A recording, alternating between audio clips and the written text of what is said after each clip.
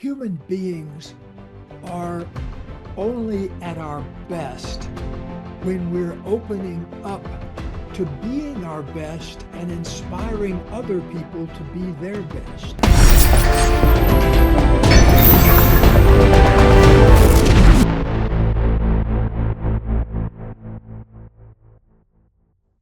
I'm here today with Gay Hendricks, and he is a psychologist and author of numerous bestsellers, including The Big Leap, The Genius Zone, and Conscious Loving, just to name a very few. You and your wife of 40 plus years, Dr. Kathleen Hendricks, you both live in Southern California. You are the founders of the Hendricks Institute, amongst many, many other entrepreneurial endeavors. And if I name them all, you and I wouldn't have time to talk. But I will share that you have appeared on more than 500 radio and television shows, including the likes of Oprah, CNN, CNBC, 48 Hours. Needless to say, I have incredibly big shoes to fill and a lot of books to sell for you today. But I just want to say how grateful I am for your time and your expertise, knowing the appearances that you have done, immense amounts of gratitude that you're here with me and my audience today. So thank you. My pleasure. All right. So at the risk of this going from being academic to therapy very, very quickly, I want to start by talking about some of the most fundamental concepts that you have in kind of your two most seminal books about the Big Leap and the Genius Zone. But if this does end up turning into my own personal therapy session, have your team send me an invoice afterwards, because it could certainly go there very, very quickly. But what originally brought me to you, and as I had said to you offline beforehand, I wish that I knew about you 15 years ago, but I discovered you a little less than a year ago when I was working with my therapist. And I felt like I kept hitting this wall. And the simplest version, without going into details, is I feel like things are starting to move forwards, then life gets in the way and it's like, oh, this is getting in the way. And I feel like there are all these things that keep stopping me from moving me forwards. And she said, oh, this sounds like the upper limit problem. And I said, the who and the what now? She's like, the upper limit problem. She said, just look up Gay Hendricks and get back to me. I get the book, and a week later, and I said, I'm reading my life story right now, and this is almost eerie. Yeah. And there's a piece that I want to pull out of this that I think is going to really help encapsulate where this goes. So you said on page 123, where you knew that this was your zone of genius, and this is your zone of genius word for word from the book. What I most love to do is translating big, important, life-changing concepts into simple, practical things that people can use. I want to read to you what I consider my zone of genius, or what I call my unique specialization. I have a slightly different framework that I've worked on for years, where I teach creatives how to find where they can be a jack of all trades, but a master of one. And that unique specialization is basically me plagiarizing the genius zone, but having come to all those conclusions before I knew you existed. So let me read what I would consider my zone of genius, and you're going to see why I said, Gay and I need to talk. Mine is, I excel at distilling complex ideas into simple, entertaining, and emotionally engaging stories. Wow, that's right. Cool. And I read yours and like, Gay and I need to talk, and we need to talk immediately, because there are so many things that you do that resonate with me, that both are helpful for me personally, but the work that I'm doing in building my educational business, so many similarities to the work that you're doing. So where I want to start today is with my realization and you helping the audience understand what is the upper limit problem and how is it that it's stopping us, which then takes us into defining what the genius zone is, because I didn't realize how ubiquitous this term was, where people say, oh, what's your zone of genius? What's your zone of genius? I'm like, what is everybody talking about? And I'm like, oh, this is the guy that came up with both of these life-changing concepts. So I just want to start by better understanding what the upper limit problem is and how you came to discover yours and make this part of your life's work. Yes, well, great question, first of all, and I really am glad that we resonate together on what our life purpose is and our shared goal in life. So I discovered way back, this goes back now probably 50 years, my first little glimmer of the upper limit problem. I didn't have a name for it at the time, but I noticed this thing that I did, which was I would have some success on something, and then I would do something to sabotage myself. Particularly, I was overweight at the time, and I went on a diet. And here's the first time I saw this upper limit problem. And I was on my diet for 30 days, and I lost 35 pounds. And I was feeling like $1 jillion, and I was just full of new energy.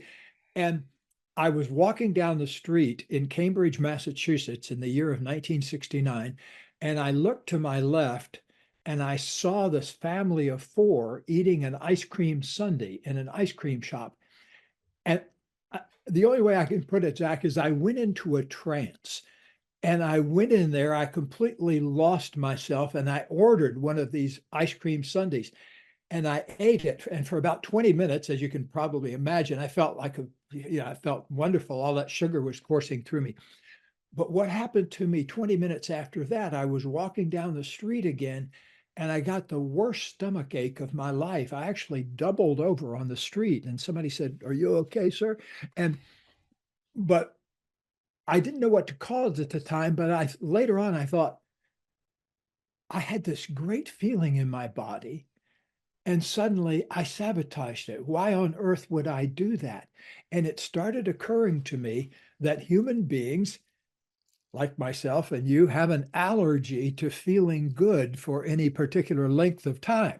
And after we've felt good for 3 seconds or 3 minutes, we then sabotage ourselves by getting guilty about it and bringing in something unpleasant into our lives. Now, roll the clock forward to 1974. By then, I was working on my PhD at Stanford and just about to finish my doctorate. And I had the great gift of Silicon Valley was starting all around us there at Stanford. And all the early firms, that would become huge, like Hewlett Packard, they were actually started by a couple of Stanford guys in their garage, and Jobs and Steve Wozniak started Apple in their garage right there, probably a half a mile from where I lived myself, although I didn't know them at the time.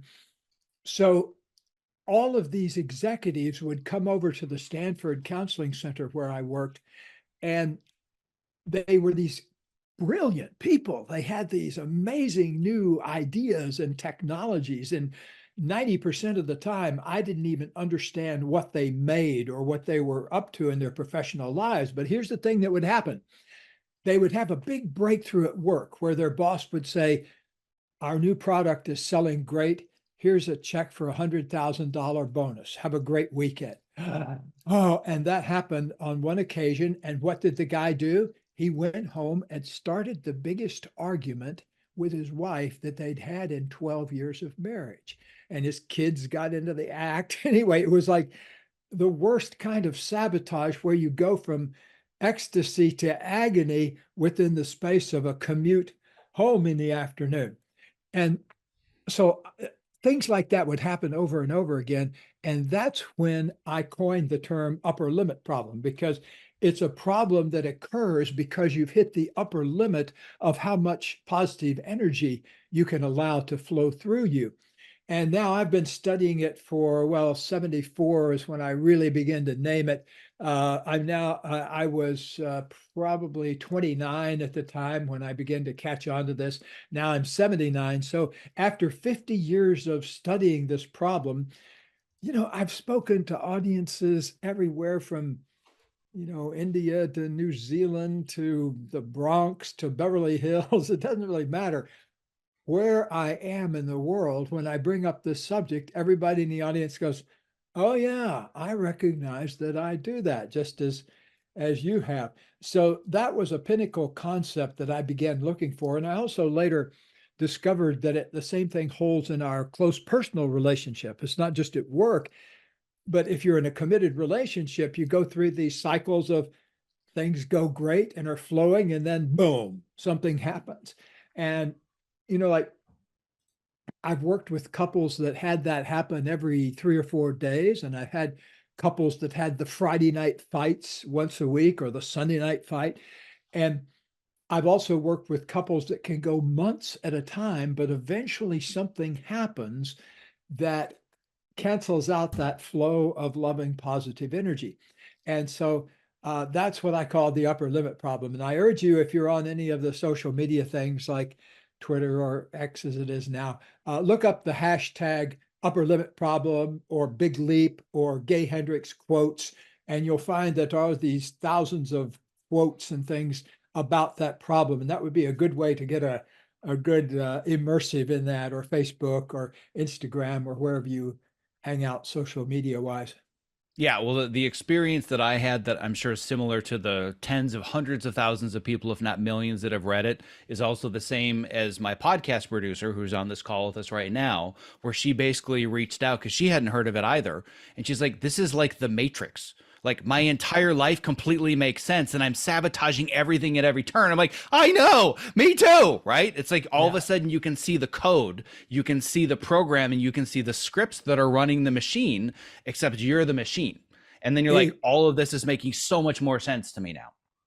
well, yeah, thank you for bringing that up because it just, while you were talking, I had the memory of this moment at Stanford where I had just finished up my PhD and I had gone on to work there. I worked there for a year, replacing a professor of mine who had gone on sabbatical. So I kind of sat in his seat for a year and did his research and all that kind of stuff. So it was a great way to start my academic career.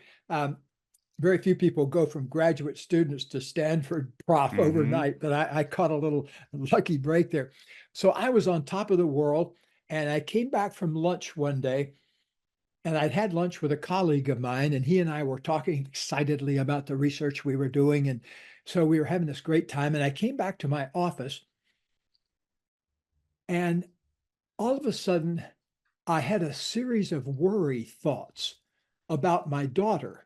And that morning, I had just driven her out to, it was going to be her first sleepaway camp. She went to this camp all summer, and then the culmination of it, they went to a sleepaway camp they slept overnight for 2 nights. So the kids talked about it all summer. It's a very big deal. And so I'd driven her out there. It was about 10 miles outside of town, and I dropped her off, and everything was great. And so I got back and had this wonderful day.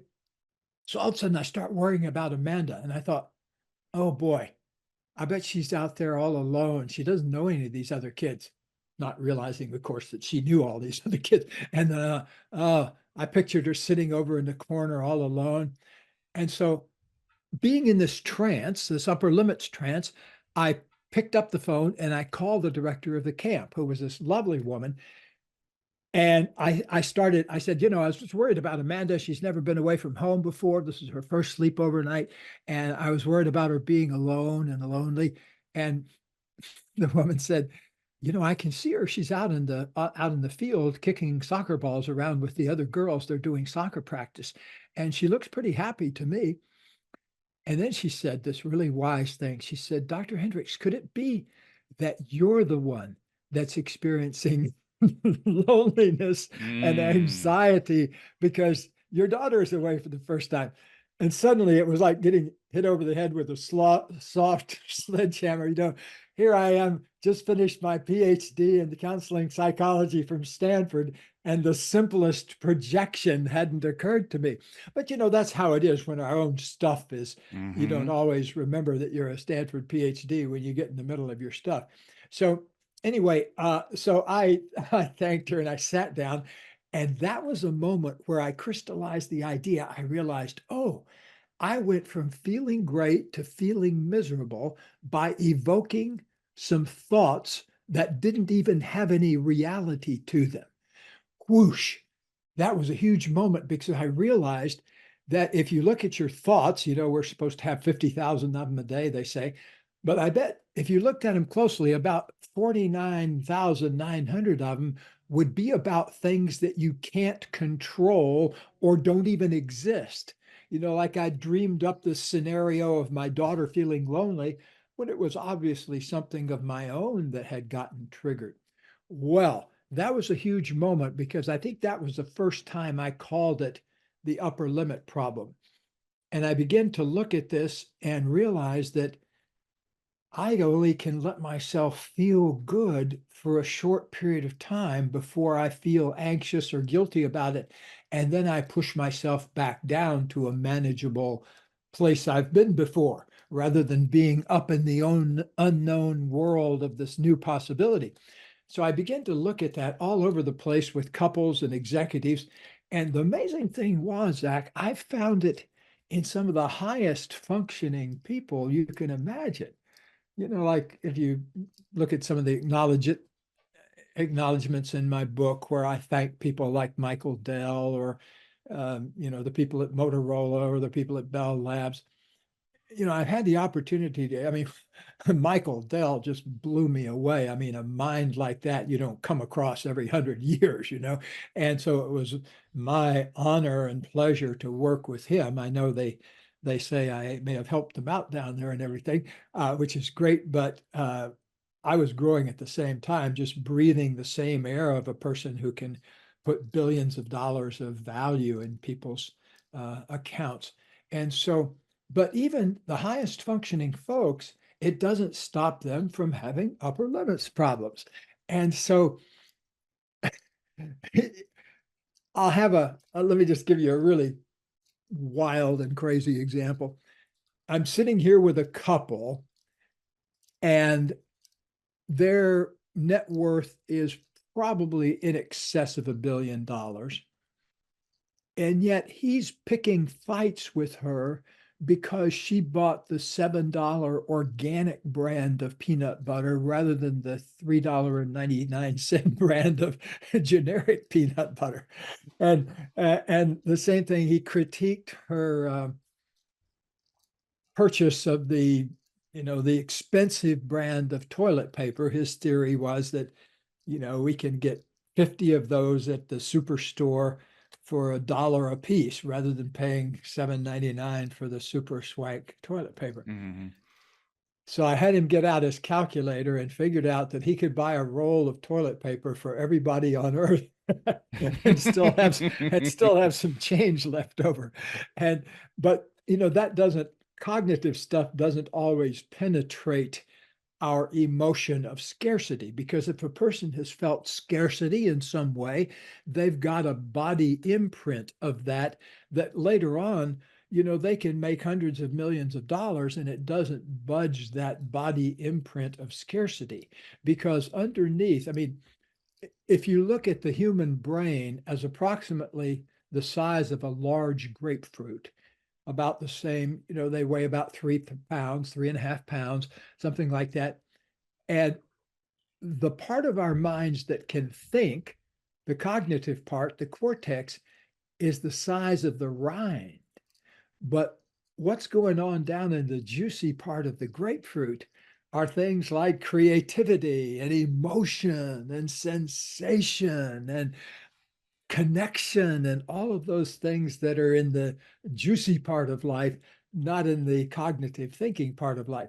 And here's the thing, human beings are only at our highest peak when we've got the emotional part of ourselves lined up with the thinking part of ourselves. And I would even go so further that we need to get ourselves lined up with spirit, mind, and body, because there's a part of us in ourselves that hungers for connection to the cosmos and connection to a higher power. It doesn't matter what you call it, whether you call it God or Allah or Brahman or whatever, it's that part of ourselves that hungers for transcendence. And that will always be there and be hungering. So we need to address that when we sit down with a person. Well, what you've just done is really put me in the position of having to prove that I have the zone of genius I do, because I have about 7 hours worth of conversations with what you just said that I'm now going to have to distill down into about 45 minutes and vastly simplify, but I love a challenge. Here's the first thing that you said that I think is so important for people to understand, that I've realized myself, going back to this idea of you being the Stanford PhD that wasn't seeing their own behaviors or thoughts. It's really hard to read the label from inside the jar, which is why I think the work that you do is so valuable, and the work that other coaches and facilitators do, because you need that outside perspective. And I've had many students that have said to me, like, why is this so easy for you? Why can't I do this for myself? It's like that's not the way the brain is wired. And exactly what I want to add to that, so what I'm going to do is trying to distill down my understanding of the upper limit problem into my own story. And I want to see, number one, if you agree with it, and number two, if you can help the audience better understand how we can work with it. So I have felt like the story of my life encapsulated in a single image is the bucket full of crabs. You know, the analogy of crabs in a bucket, right? Yeah. Where Mhm. you see a crab or two trying to get to the top, and as soon as it gets to the top, another crab pulls it down. And that's been my story, my script, my programming, is that I'm always trying to get ahead and do something, and something always pulls me back in. Like I always quote that line from The Godfather, I thought it was out and then they pulled me back in. Like that feels like the story of my life. When I read your book, I thought, oh my God, I'm the crab. I'm not the Mm. crab trying to crawl out. I'm also the crab that's pulling Wow. myself back in. That was a huge aha moment. So taking that, and also there's another thing that I want to point out about what you're saying about how the upper limit problem works. You've talked about how it can lead to you feeling guilty or feeling anxious. For me, I think the biggest thing, and for many others, and you can speak to this, it's not even just about I feel guilty for the success or I feel anxious about something new or uncomfortable. I don't deserve it. Mhm. Deserving is a huge part of this. So talk to me a little bit more about where these scripts, these voices, these limiting beliefs come from, and how we become the crab that's pulling ourselves back into the bucket. Great question. Also, I love that image you gave a while ago about not being able to read the label from inside the jar. It reminded me about an old friend of mine, now passed on, Bob Proctor, used to say that Oh, uh, sure. unfortunately, the instructions for how to get outside the box are written on the outside of the box. I love that. And Yeah, it's great. it speaks to how much we need a community around us and people who can give us honest feedback without us attacking them. Yes, well, as I started looking into the upper limit problem, I got a couple of huge life-changing awarenesses that changed my own life. One is that all my upper limit problems were rooted in the emotion of fear, that I was afraid of long periods of things going well. And I couldn't figure out where would I get afraid of things like that. And so I started looking, where would I or other people get afraid of feeling good or afraid of the flow of positive energy. And I uncovered a number of limiting beliefs that many of us soak up in the act of growing up. And they can get into your body when you're 1 or 2 or 5 or 10. It really doesn't matter. But at some point, they seep into us. And one of the biggest ones, the most fundamental one, is the belief that I don't deserve the good things of life. I'm fundamentally flawed in some way. So I shouldn't even bother to try to go all the way because there would be no point to it. So it's the most fundamental one because, even with some of my gifted billionaire clients, they will go home after a great day when they've made an extra $500 million in the stock market and start an argument with their family. And so, why would a person do something like that? Well, they're allergic to positive energy for some reason in that context. And so, I began to look at other things, other limiting beliefs. Like another one I found was a lot of people don't believe that they have a right to shine, to be in the spotlight. It's okay for other people to be in the spotlight, but I have to be back here in the shadows. I can't really play big time. I've got to be a support person. And, being a support person is great unless you're doing that to keep your own light hidden.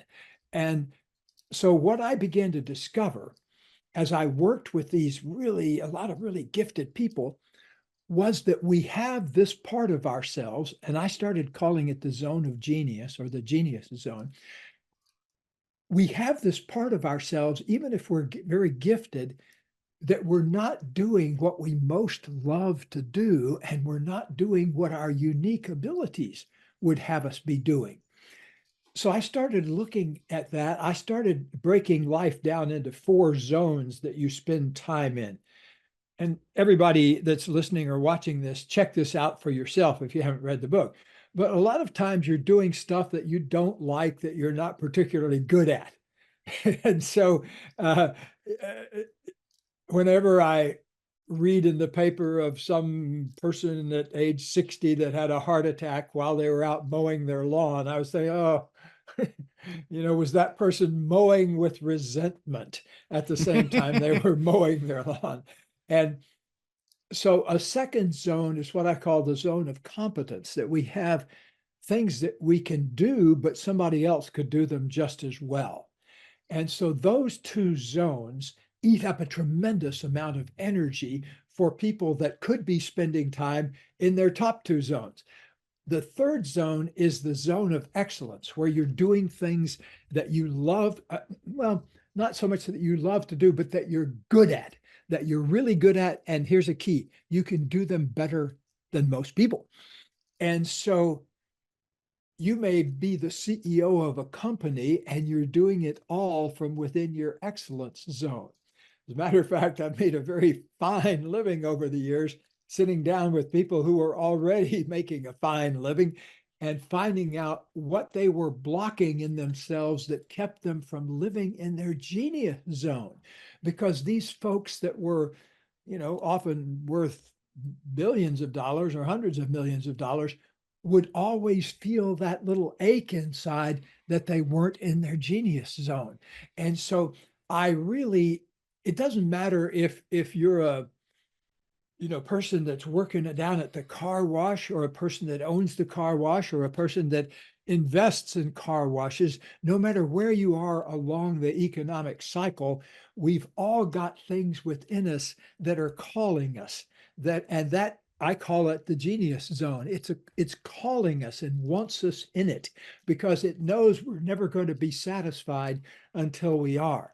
And I started listening to it when I was in my 20s. I was in my late 20s, and I'm still listening to it today. And other than a few joint aches and things like that, I feel wildly better and more creative in my life now than I did 50 years ago. Yeah, it's very clear that you have a lot of energy. And it's funny because the more that we talk, the more I totally see myself and you. And I'm like, man, if only I could be doing the exact same podcast interview with the books behind me, one of them being mine, doing this for somebody else in 40 years, like that would be my zone of genius. So it's the parallel is now becoming downright scary. And I'm going to share another parallel that I came to. And this is partly so that when your legal team reaches out to me for plagiarism, I have the data to show that they don't need to do so. But years ago, I think back in 2017, I had this epiphany. I think it was in my shower, where you always have the best epiphanies, on a walk or in a shower. And I was trying to figure out, why do people hate their jobs? Why do they hate their careers? And I've built the majority of my career in Hollywood, where there's this huge disparity between success and happiness. It's an inverse proportion, where you almost see everybody, the more successful, the more notoriety, the more money, the more awards, the more miserable they get. And I was trying to think, why is that? And I'd come up with this framework that, by the way, had 4 different steps, had different names, but I think you'll see the parallels in them. Yours, I think, is more broader and more encompassing. Mine was about the job specifically, but I'd said that somebody's working a paycheck job where they're essentially getting paid to do something that they're not really suited to do. They're not treated well. They're, exploited. They're not valued, right? So that would be similar to your zone of incompetence. Then the zone of competence was, I can do a pretty good job, but I absolutely hate the work that I'm doing. I don't like the people. Maybe it pays well. Maybe I've, got really good hours. I can walk to work, but I'm still miserable doing it. That would be similar to the zone of competence. The zone of excellence was, I am really, really good at this, and this is my career, but it's also consuming my soul and constantly burning me out. And then the fourth one was the dream career, which is you're doing exactly what you want to be doing, using all of your skills. You're energized by your work, not depleted by it. You're telling stories you want to tell, making the positive impact, and you're valued and respected. So I say all of that so your legal team knows that I wrote that in 2017. But I just say that because this makes so much sense to me. And what I found in my own career is, when I have these simple frameworks, it helps me better understand, what is it about this job or this direction of my life? What is it that's not working? What's the component? Is it the stories that I'm telling? Is it that I'm not using my skills? Is it that I'm undervalued? And having this framework is so important, I think, for people to better understand what is or isn't working about this career path, right? Am I working in my zone of genius versus the zone of excellence versus competence versus incompetence? And my argument, knowing my audience well, is that I think it's probably the majority of people are somewhere between competence and excellence. Everybody listening to this has some level of success in some creative industry. Some are doing really, really well. Very few are in the zone of genius, and I think that's what's stopping them, including their upper limits. Yes, I very much agree. Well, I appreciate you seeing it in that way because it very much does resemble how I see it. As I begin to work with people on their genius zone, I often could get them interested in it for 10 minutes at a time in the beginning, because like I remember walking down the hall at a big Midwestern, Fortune 50 company with the CEO. And I was telling him my definition of genius. I often, instead of sitting in people's office, I'll say, show me around if I haven't met them. And they always love to show me around. But a lot of them are very uncomfortable sitting in their office for the first time with some executive coach that's been paid to come help them do better in their lives. Yeah, And tell them everything that's wrong with. Here's all the things you're doing wrong, right? Exactly. And so anyway, so I'm taking a walk with the CEO and we're walking down the hall and I'm telling him, my definition of genius is you're doing what you most love to do and you're doing the thing that makes your biggest contribution. And he said, oh man, a lot of times I'm doing what's probably one of my biggest contributions, but I sure as hell know that I'm not doing what I love to do all day long. And I said, well, and I described, like, I said, I go in my office sometime, me, Gay Hendricks. I said, I just sit down and for 10 minutes, I sit there and I simply say, what is my true genius? Am I leaving anything out? What do I most love to do? So I take 10 minutes to just focus on my genius. And he said, now this is a guy that's probably at the time worth 20 times my net worth, probably. Anyway, he was 100 millionaire at least. And so, and he tells me, and he's the CEO of the place, he says, oh man, if I just had 10 minutes in my day to do that, my head's going to explode at hearing that because he has everything, he has the house, the wife, the cars, the dream job, everything. So I said, okay, you turn. We turned around. Let's go back to your office and sit down. And we're going to start right now with focusing on our genius for 10 minutes. And so I showed him how to do what I call in the book wonder questions, where you go, what do I most love? So a wonder question is something you really would love the answer to, but you really don't know. So wonder, what is my true genius? Just wondering about that. So we did that for 10 minutes. Oh, he said it changed his life. And I have no doubt about it because he learned to work in a new way. As he put it, he suddenly realized that he could steer the boat from the back of the boat rather than up front on the bow. It's a great image when you think about it, because if you're out there on the bow, you got a lot of excitement going, but boy, you don't get to make good long-term decisions. And so it was a start for him. He started every day from then on with that 10 minutes of genius. And what I know and what he discovered is genius is addictive. After a while, you want to do more and more of it. And pretty soon he's doing more and more in his ordinary day of what he feels he's most gifted to do. And so even if you only start with 10 minutes a day, get that little wedge in the door of your genius and you'll find that it opens up from then on organically. Yeah, I've had a very, very similar experience, having gone through a lot of other personal and professional development books and products. And then when I went through your book, I literally did what you told me and said, write this prompt and write the answer down. And I'd come to basically three conclusions. I'm very much I call myself a Zack of all trades, and that I have so many different things that I love to do, but it all comes down to that unique specialization, or the zone of genius, as you call it. But if I could choose three things that I just absolutely love to do that light me up, One of them is put me in a room for 4 hours uninterrupted staring at a whiteboard. Absolute bliss. I have a complex problem and I need to solve it with a whiteboard and markers. I remember I spent 8 years self-funding, self-producing, and directing a documentary film about the first quadriplegic to become a licensed scuba diver. And I think about those 8 years, and what I remember more than anything else was the week that I sat on the floor and stared at a wall and I structured the entire film with index cards. That was my absolute bliss. So that's one of them, is I want to create as much time as possible where I have a complex problem in front of me in a whiteboard and I get to play around and solve it.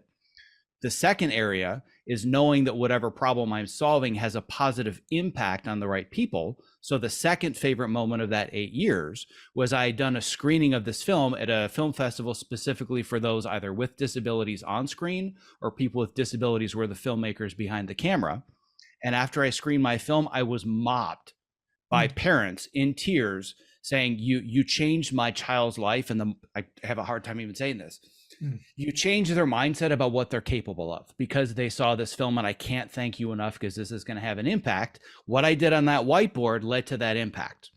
The third thing that I've added is I am in my zone of genius when I have very complex, compelling conversations with brilliant human beings. So right now, you and I talking, this is when I feel like I'm in that zone of genius. Everything else, probably zone of excellence. There's a few zone of incompetences in a few places here and there, but I'm not 100% at that zone of genius, but I've identified it and I can feel it. And like you said, it becomes an addiction. It's a drug of I want to get into that creative zone or whatever it might be for somebody else. So for those that are listening that are thinking I'm in the zone of genius like 0.01% of the time and I'm stuck in the zone of competence or incompetence, what are a few strategies beyond asking these wonder questions that are going to get us to a higher proportion of being in our zone of genius? Well, that'll give me a good opportunity to plug my very latest, which is called Your Big Leap Year. And what it is a day book of day one, day through day. It's even got 366 days being a leap year. Yeah, and nicely done putting that in the title. Yeah, and thank you. That was a creative leap done by the universe, because I sure as heck didn't think about it. So it's just spontaneous and organic. But when you ask me the technique question, every one of the techniques that we use is embedded into all of the 366 days. Like, for example, I want to just give you 3 examples. Yeah, please. One is how to use wonder, how to create a really good wonder question for yourself. So you have many, many examples in the book of how to do that. A second one is how to make a commitment, that actually works. You know, many of us are used to making commitments. You know, we start a new diet on January 1st and it lasts until January 3rd, something like that, before the upper limit problem gets us. And so how to make a commitment that gets you through the upper limit problem to where you want to get to. And a third thing that is really important is, you could call it authenticity or you could call it alignment, but it's very important for human beings to get their belief systems lined up with their true capabilities. So instead of a limiting belief that says, I'm fundamentally flawed and therefore cannot reach my dreams, to put in another one instead of that, like putting in a new program in your computer that says, I commit to using the wholeness of myself and going all the way to my full genius. Well, that's a commitment that can change everything, because it transcends and cancels out that old limiting belief. Because to even say such a thing, you've got to develop a new limiting belief, which says it's possible for me to access my zone of genius, and it's possible for me to express that in the world. And so throughout the book, what we do is give you a little 1 minute or 2 minute or sometimes 10-second thing you can do during that day to move that process along. And as a result, by the end of the year, you're really a different person, because we've had the opportunity to try out, of course, all these things. They've been tested out. And as I say, bedroom, living room, and boardroom tested. We've tested them out in all of those three places. And so they work well in relationships, they work well at business, but also, Zack, as you probably know by now, and all your listeners and viewers know, human beings are only at our best when we're opening up to being our best and inspiring other people to be their best. I've felt great for the past 40 some years once I discovered that, oh, the life purpose that I want to serve is that every day I want to grow in my own creativity, abundance, and well being as I help other people do the same thing in their lives. So I want to make a contribution to other people as I'm contributing to myself. I think that's life at its best. And, we don't know what the full meaning of life is, but I'll put that up against any other one that anybody's ever come up with. The idea of life being about expanding our genius and helping other people expand theirs. What could be better? And so once we get ourselves lined up with our true life purpose and what we're doing in the world and make it real, that's life at its best.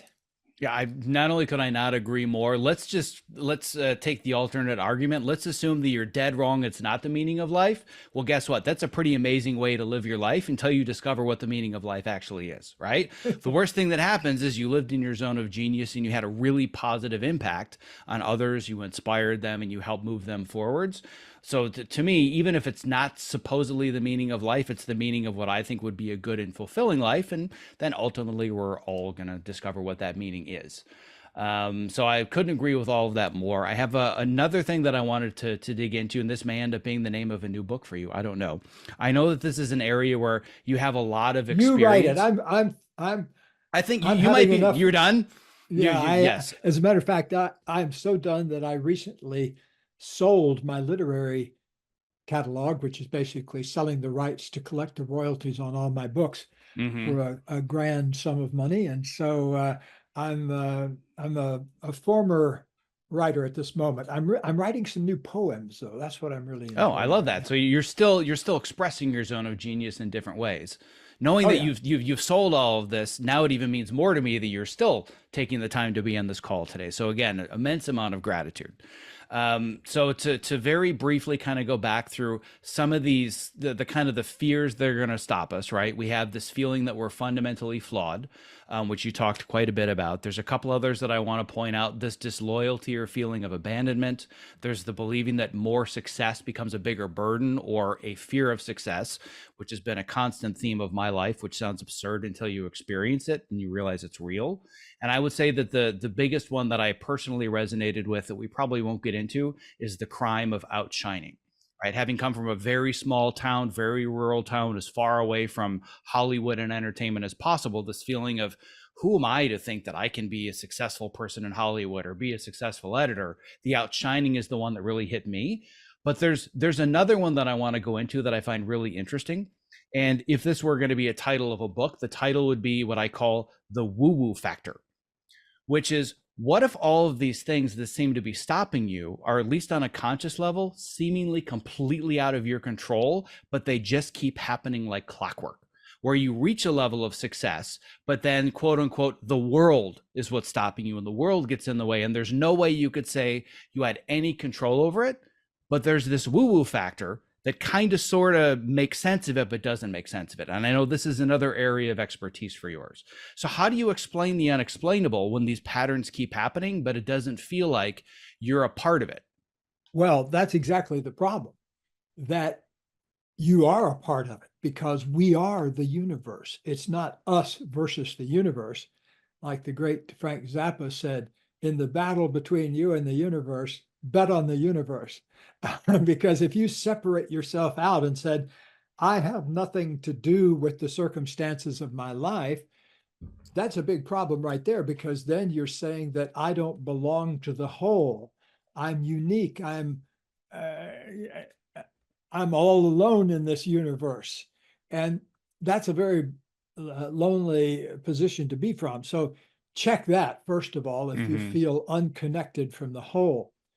But the thing is that the upper limit problem is almost always beyond our conscious mind's ability to perceive. So that's the reason that wonder is so important, because you wonder about the unknown. What is the limiting belief that's keeping me stuck, that keeps me having these things that seem to have nothing to do with me?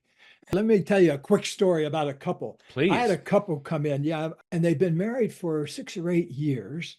And this was their first big, gigantic blow up. And it sort of went from 0 to 60 in the sense that he decided almost overnight that he wanted a divorce based on something that she had done.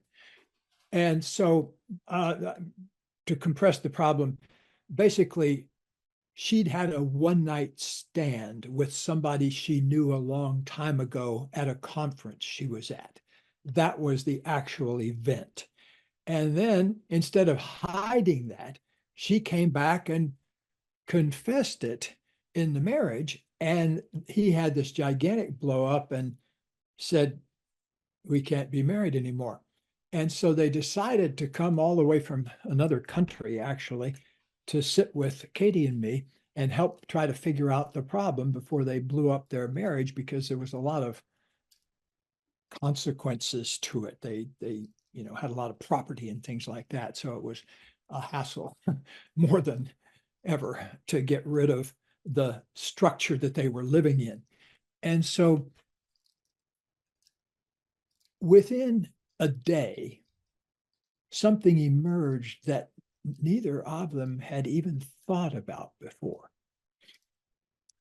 And it was that I asked him to reflect on why, of all the things that could have happened, why was it inevitable that this particular thing happened?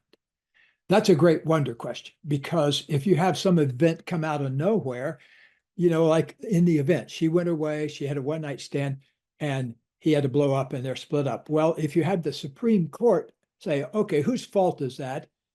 On the surface, they might say, oh, it's her fault. She had the affair. However, when I asked him that question, why was it inevitable that something like this would happen? He couldn't figure it out for a day. And then finally, on the second day, he had this huge revelation. He said, "Oh, I wonder if it has something to do with my father and what happened with my mother." And I said, "Oh, what was that?" And he said, "Well, when I was a year old," he said, "my mother ran off with a circus performer or something, a musician or something, and left my father with a 1-year-old child and my 3 older brothers to raise. And his father had never remarried. And basically, this guy had grown up with his father saying, you can't trust women. They'll always cheat on you. You can never, beware. It's all based on this experience of having this trauma in his own life. And so here is my client 35 years later, suddenly with this traumatic event where some woman went off somewhere and did something bad, and it blew up the family. Wow. So isn't that stunning that here this event could be so related to something that happened almost before he could talk? But here's the magic payoff, that once he understood that and felt those feelings and let himself realize that, oh, that was then, this is now. I have a loving partner who feels terrible about a mistake she made or did. And so they began to work it out, and they saw that kind of it was inevitable for both of them that they would do that particular thing. Well, long-winded story, but my point is that even if you think you're the victim of something, it won't hurt you to try on taking responsibility for it for 10 seconds or a minute or two and say, why would it be inevitable that this sort of thing would happen to me? And it helps you take responsibility for things that you may have previously been inside the victim paradigm of. Yeah, that's really great. And I realize we're not going to have time to get into the answer to this, but where I want to kind of tie this up, because I know you have to run shortly, is I want to give you an example of, to use your phrasing, what my wonder question would be right now. The very, very simple version of this is that for essentially the last year and a half to 2 years, I've transitioned to being primary caregiver and power of attorney for both of my parents. So I'm very much in the sandwich generation where they've gotten to the point where they can't care for themselves. They're not even totally aware of that fact. But I'm sure you've heard stories like this many times.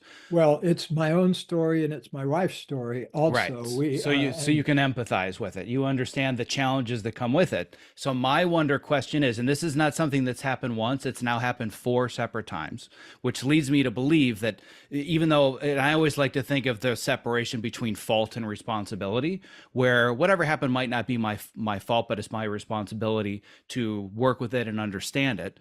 But the wonder question for me is, why is it that every time I get to the point where I feel like I'm ready to move forwards, I'm back, I'm at 100%, let's go forwards towards this vision, I swear to God, the same day the phone rings, you need to fly home, dad's in the hospital, mom's in the hospital. It hasn't happened once, it's happened 4 times in the last year, where within 48 hours of that moment of, I'm ready, I finally feel like I built it up, I'm back, ring, phone rings, that's it, drop everything and come home.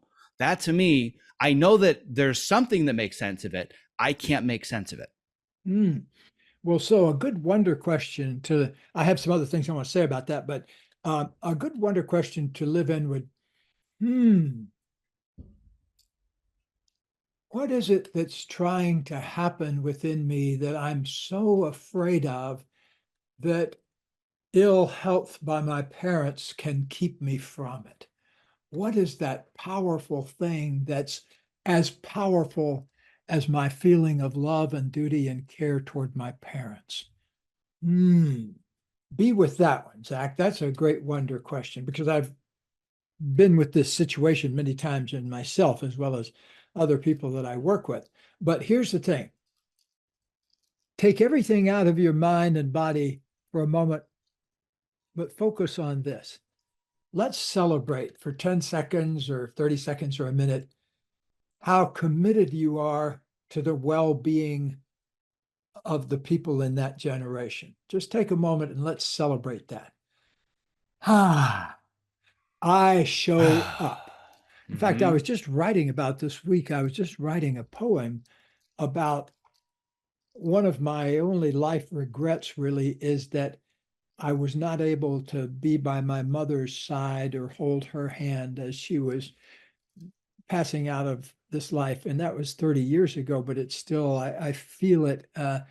And my brother was in Maryland at the time, and I was in Colorado, and my mother was in Florida, and he and I had both just been there a month before, and then she had a sudden downturn. And anyway, to set the context, before we could get there to Florida that day or the next day, she had already passed away.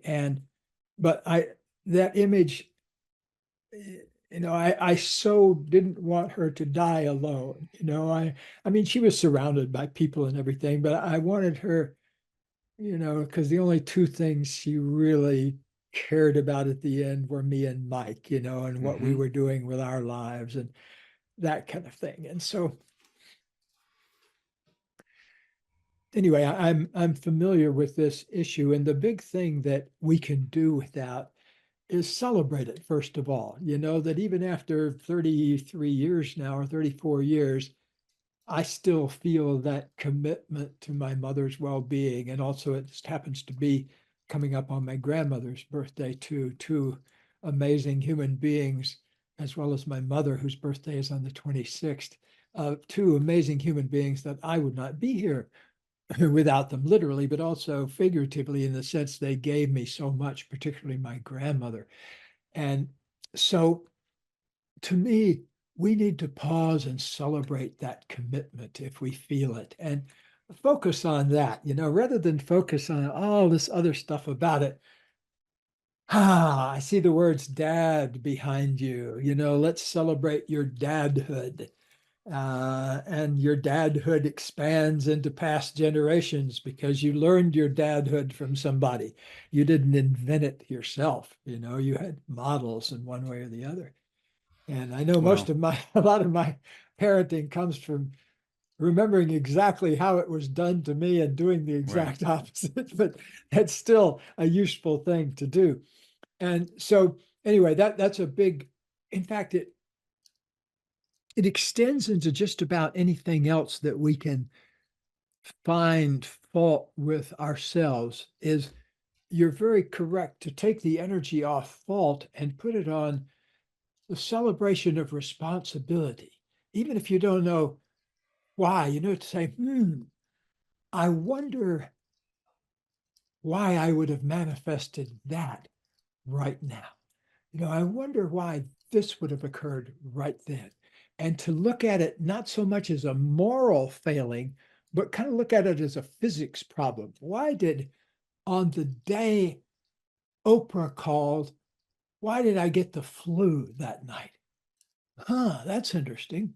Almost like I had an allergy, so actually, here's a medical tip too, a health tip.